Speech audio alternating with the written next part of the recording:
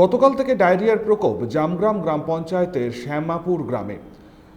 গতকাল ডায়রিয়া প্রকোপে আক্রান্ত হয়েছিল মোট 12 জন। রাত্রি 12টার পর থেকে বিকেল 3টে পর্যন্ত তা বেড়ে দাঁড়িয়েছে 19 জনের মতন।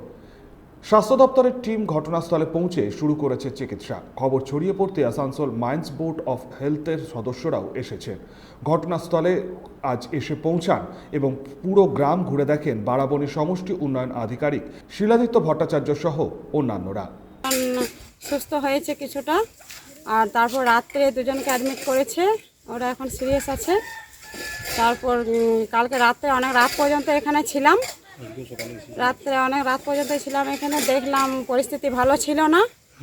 সবাই খুব চিন্তিত ছিল যে কি করব। রাত্রে গাড়ি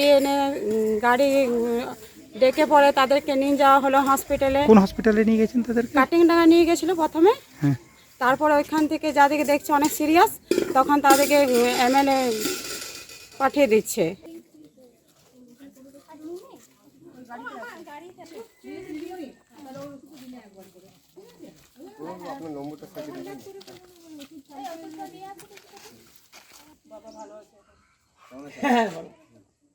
মোটামুটি